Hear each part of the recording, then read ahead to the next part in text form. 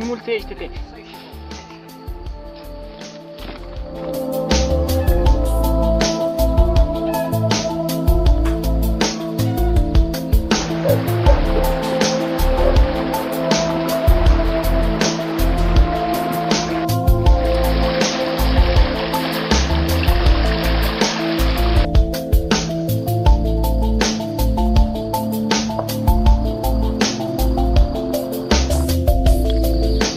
Aceasta e șoseaua care pleacă din Moieciul de Jos spre satul Peștera.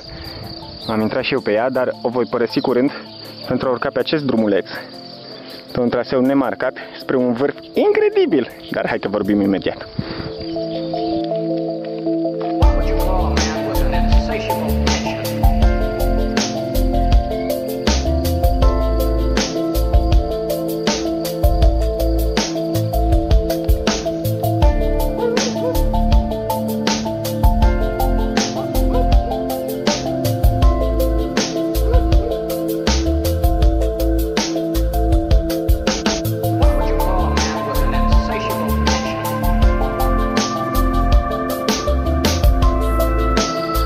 Salut!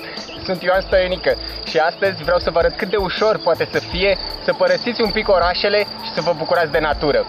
Eu ieri am fost la sediu TVS să lucrez la un nou episod al emisiunii și când plecam de acasă m-am gândit eu ce-mi trebuie pentru o zi la Brașov, o zi de stat la birou teoretic în fața calculatorului. Și mi-am luat laptopul, am luat hard disk-ul extern cu imaginile filmate și m-am gândit ce ar putea să mai întrebuiască mie dacă tot mă duc în Brașov, orașul înconjurat de munți. Și atunci, pentru că rucsacul doar cu laptopul era cam ușor, am zis să pun în el și bocancii și hainele de munte. Așa că astăzi, iată-mă în natură, cu gândul să fac o nouă excursie frumoasă într-un loc de care vă voi spune un pic mai sus.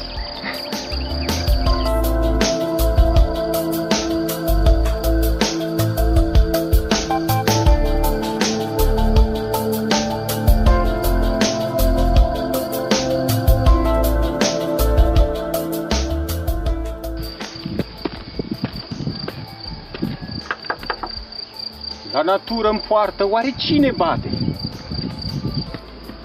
Eu sunt bună maică, fiul tău dorit.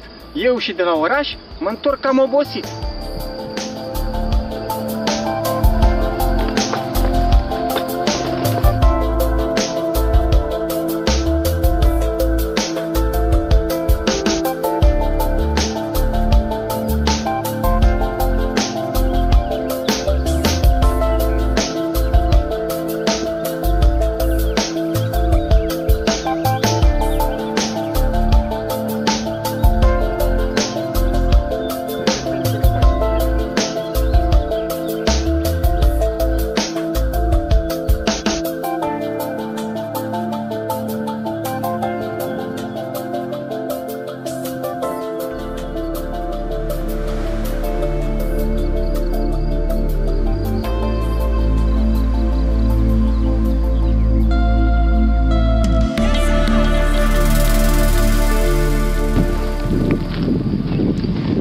am găsit orhidee sălbatice, ce drăguț! Nu prea miros. Chiar scriam pe Facebook, mă întrebam dacă o să găsesc anul ăsta să filmez orhidee.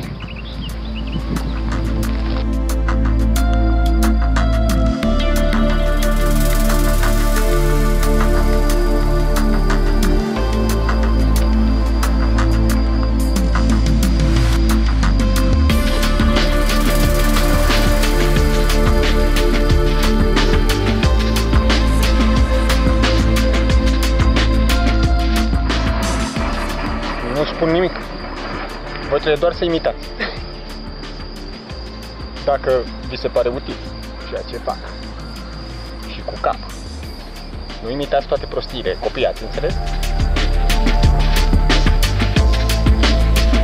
Orhidee! Sunt multe orhidee pe poiană!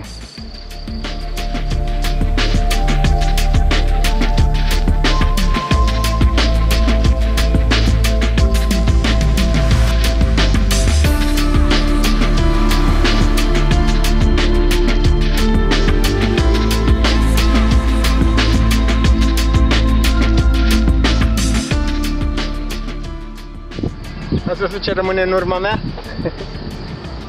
Se vede Moieciul de jos, de sus. Știți că sunt două localități, Moieciul de jos și Moieciul de sus. Se vede aici în vale, este Moieciul de jos, de sus. Sunteți confuzi? Moieciul de jos, văzut de sus, a?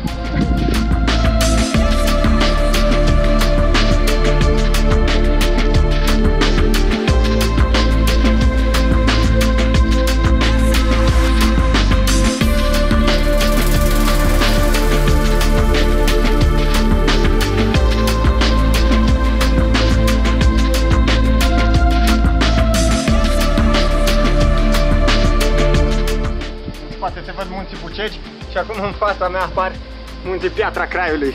Hai să-i vedem.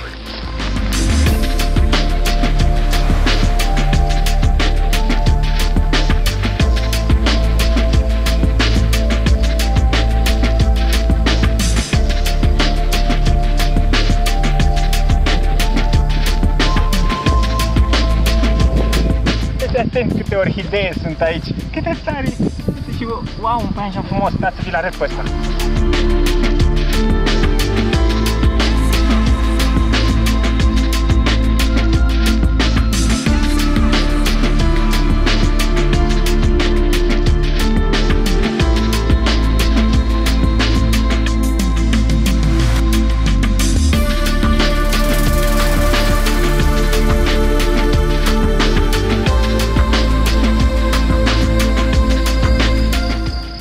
Potecuța merge spre vârful din spate, care se cheamă vârful Măgurița, sau vârful cel înalt, cum apare pe unele hărți, unde vreau să ajung și eu și de unde voi vedea și vom vedea și mai bine munții Piatra Craiului.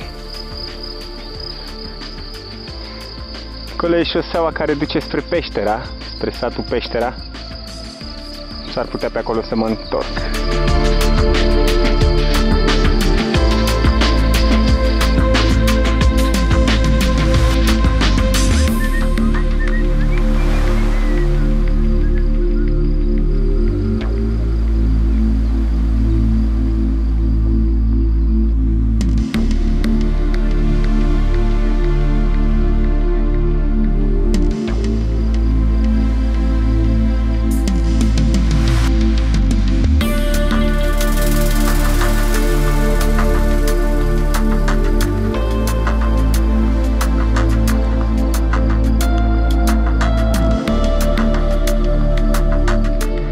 Iată cum se văd munții Bucegi de pe dealurile din zona Peștera, Moieciu, Măgura, Bran. Arată incredibil.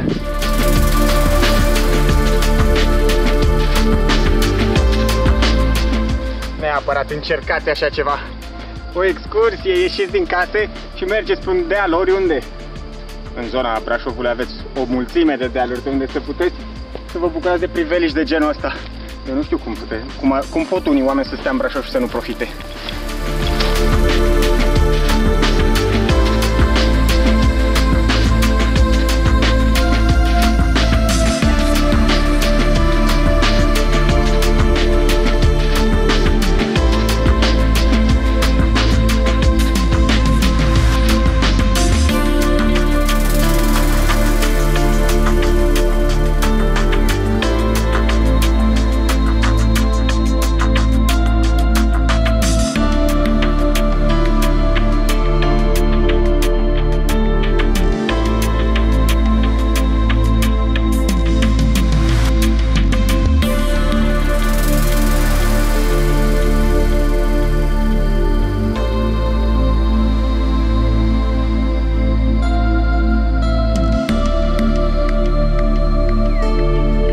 Aici e plin de fragi, care încă sunt sub formă de floare.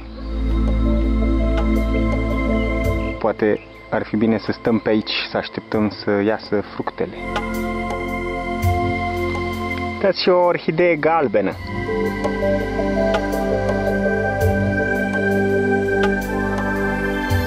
Și îmi place că pe aici e și o pădure de mesteceni. E micuță e așa, dar frumos cât să te bucuri. Mestecenii sunt foarte frumoși. Și mai am un pic până la vârf.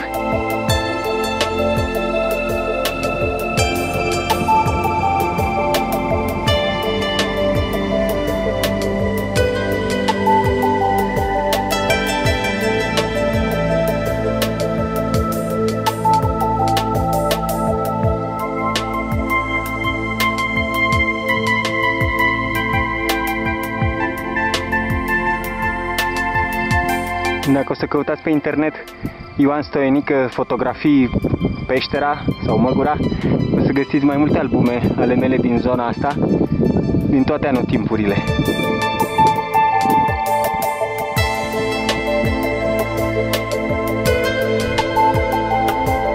Știi cum poți să dovedești că îți plac florile?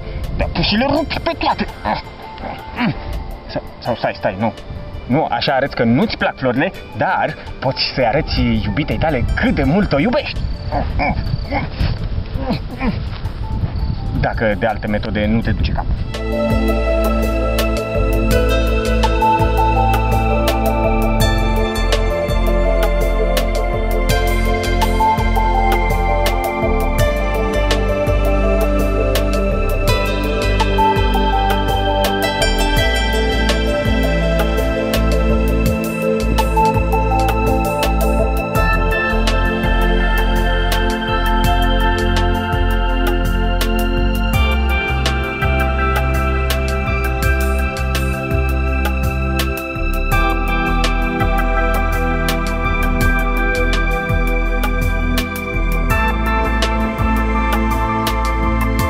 În spatele meu se vede poate cel mai frumos loc din zona Moeciu, Bran, Măgura, Peștera. E unul din locurile mele preferate de aici din zonă. Vârful se numește Vârful cel Înalt sau Vârful Măgurița. Pe hărți diferite l-am găsit cu denumiri diferite. Oricum, unul din cele mai tari locuri unde se poate ajunge foarte ușor dacă lăsați mașina sau veniți cu autobuzul până în Moeciu de jos, sau chiar din satul Măgura sau dinspre Zărnești se poate ajunge aici. Căutați-l pe hartă, cumpărați o hartă cu munții Piatra Craiului și o să găsiți zona asta și o să vedeți câte locuri frumoase sunt de colindat pe aici prin zonă. Momentan, hai să lăsăm vârful să vorbească de la sine. Urcăm pe vârf și în spate se deschide o priveliște impresionantă spre creasta Pietrei Craiului. Wow! Și apoi spre dreapta, spre prăpăstiile Zărneștilor, spre măgurile Branului, spre Piatra Mare și Postăvarul în depărtare, Moeciu de jos, de sus, munții Bucegi, culoarul Rucăr-Bran, în continuare munții Leauta în spate, spre Peștera și Șirnea și înapoi la Piatra Craiului.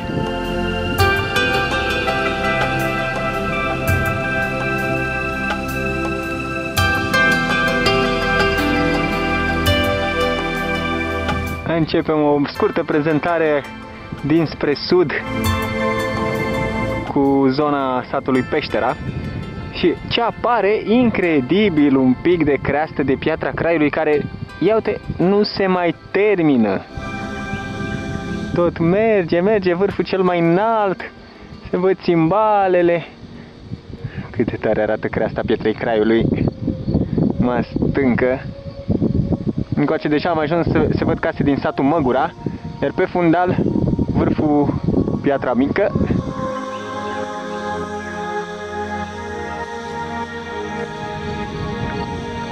Case din Măgura, risipite pe dealuri, mie îmi place super mult chestia asta. Și vârful, cred că, stai să-mi dau seama, la vârful Gălbinarea și aici trebuie să fie vârful Măgura, unde am filmat o altă ediție a emisiunii pe care sper să o difuzez cu o altă ocazie.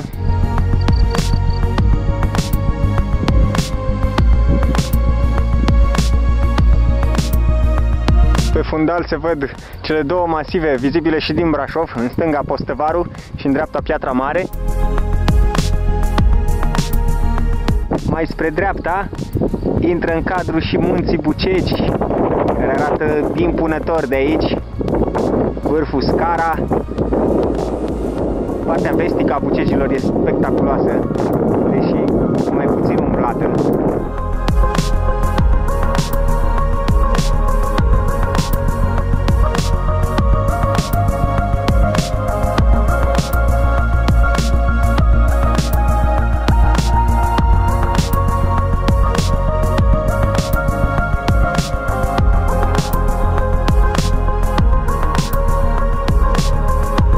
Țigănești, turnurile țigănești și vârful Scara.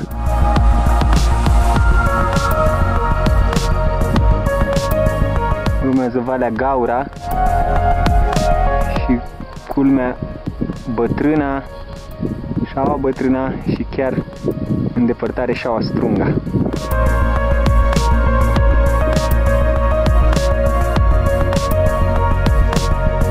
Vârful Bucșoiu în spate, acolo s-ar vedea și refugiul Țigănești. Mergem spre dreapta pe un traseu incredibil de frumos spre vârful Scara. Și chiar și vârful Omul se vede foarte alb în spate, un pic în stânga acum. Mai în dreapta de Șaua Strunga, acum vizibilă în partea stângă a imaginii, este o culme care leagă munții Bucegi de masivul Leauta. Se vede pe fundal chiar și vârful Leauta, un nor deasupra. Nu știu dacă chiar se vede.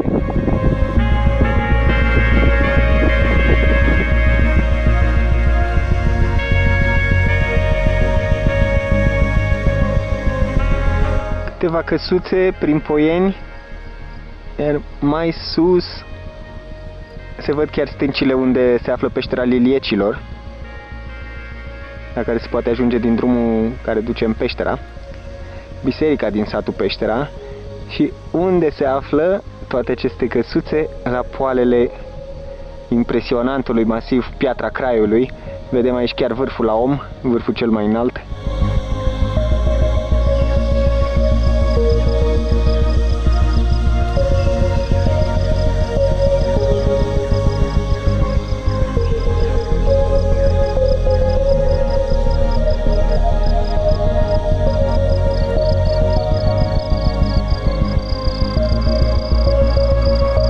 Impresionantă creasta Pietrei Craiului. Asta este partea dinspre est. Partea cealaltă e și mai abruptă. Nu se mai termină cât de lungă e creasta, e super frumoasă. Și se poate merge pe sus pe acolo. Dacă ești echipat, antrenat.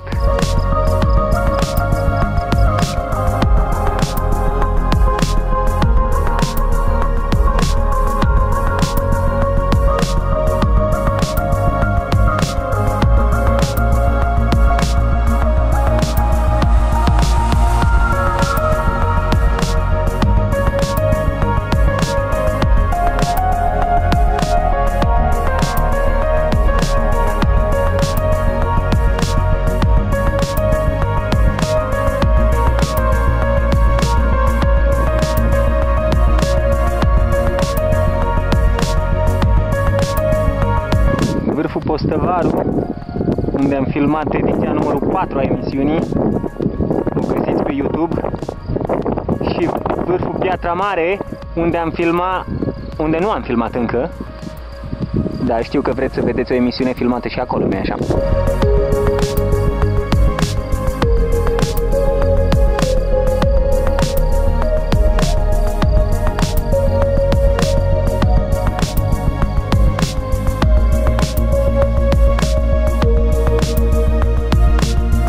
Pe unde am venit eu, pe lângă căsuța din dreapta, Moieciul de jos de sus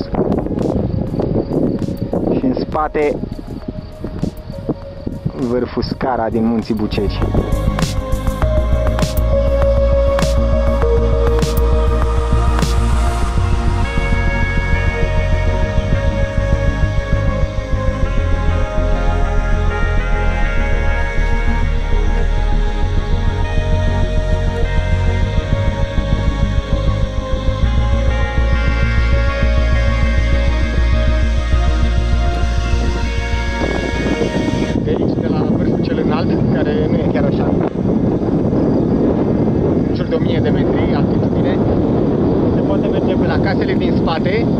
intră pe o potecă, apoi pe un drumuleț și se ajunge în satul Măgura, chiar la indicatorul de intrare în sat, în localitate, de unde se poate coborî așa pe drumul de căruță până jos înapoi în Moieciu. Sau se poate continua printre case pe drum și se poate coborî spre Zărnești. Partea bună este că, deși nu este un traseu marcat, puteți să mergeți pe drumul din sat, unde puteți întreba localnicii despre cum să ajungeți ori în Zărnești, ori în Moieciu. Întrebarea mai dificilă este, și pe care doar vouă puteți să vă puneți, cum facem să ajungem aici? Nu o să vină nimeni să vă ia de mânuță. Căutați informațiile și porniți la drum.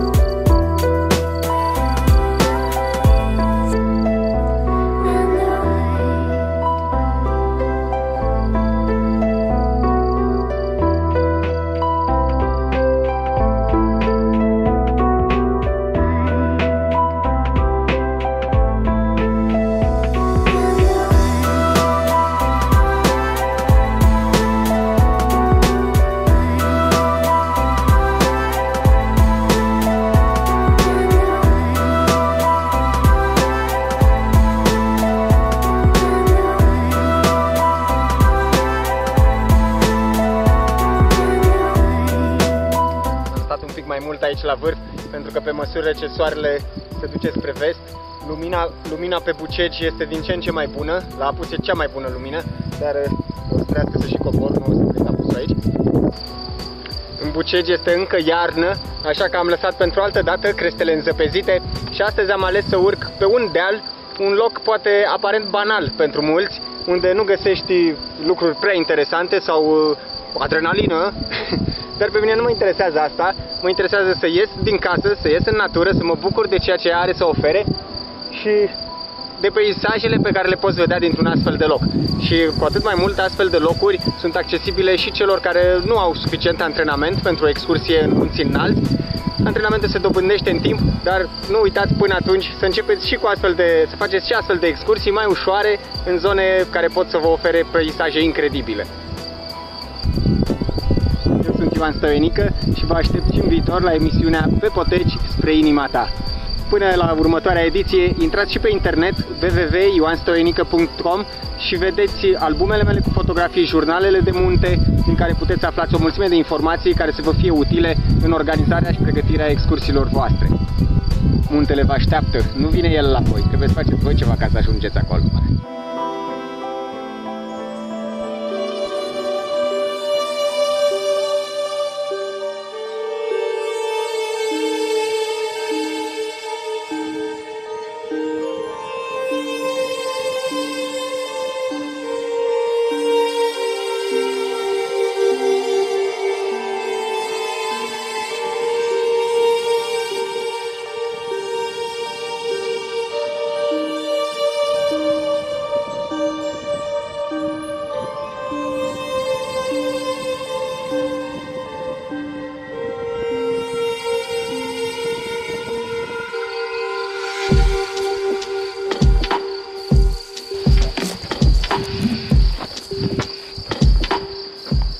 Cuiată. În plus, are o super metodă de protecție. E plină de cuie ascuțite. Probabil ca să nu poți face fazele alea din filme în care se intră așa.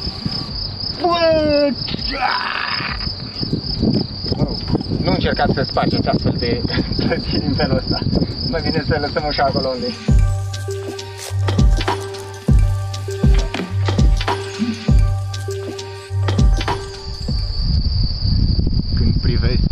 Voi ades, pe pământ eu mă visez că sunt un copac cu flori.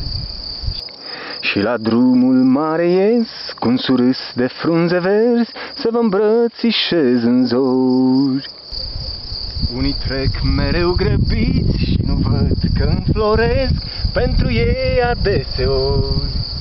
Însă cei îndrăgostiți și copii se opresc, uite un copac cu flori. L-ați văzut? În zona aceasta, Bran, Moeciu, vin foarte mulți turiști și au de ce să vină, dar ei nu știu cum arată zona aceasta văzută un pic de deasupra. Așa că dacă ajungeți prin zonă, găsiți o poiană prin care se poate urca și urcați pe un deal. M-am întâlnit aici cu un localnic, sunteți din Moeciu? De Moeciu, de tot Bărcioară. Bun. Și am aflat foarte uimit că știe de emisiunea de la TVS. Da, știu de emisiunea, mă uit mereu și n-am știut cum să... mereu mă uit la ea. Da, și ce coincidență, că acum ne-am și întâlnit și aflu că și în zona Moeciu emisiunea este urmărită. Ce tare! Îmi place cărările, toate potecile, după toți munții. Ați fost prin zonă pe aici? Am fost pe Bucegi, am fost. Da? Am fost. Pe jos, așa? Sau? Pe jos, cu animalele. Cu oi, cu ce? Da, cu vaci, cu oi. Ce tare. Și prin Piatra Craiului ați fost? În Piatra Craiului n-am fost. Nu? Numai așa. Că... E mai abrupt cu animalele, nu prea merge. E mai rău. Nu prea merge cu animalele. Dar pe Bucegi am fost, pe Bucegi, pe partea aia la Bucegi, către Prahova. Și dinspre Prahova? Da. Că și de aici sunt trasee care urcă pentru turiști. Da, dar cum să din Bran, din Moeciu. E aici, pe Moeciu de sus, pe... Da. E foarte frumoasă zona. E fain, e fain. Mai ales acum că sunt munții cu zăpadă și aici ai verde. Da, și după aia e frumos și acolo când verdește tot. Da, și iese rododendron, știți, bujorii de munte. Da, aia e ce mai bun. Acum, acolo, la 1 iunie este. Păi la iunie e bine să se ducă zăpada. Da. Cum se duce, cum de, că se încălzește timp. Da. Ce tare. Bă, așa că joia la 8:30 seara la TVS. Sper să vă uitați în continuare. Sănătate și mă uit mereu. Și dumneavoastră, mulțumesc. Să fiți sănătoși. La revedere. Sănătate.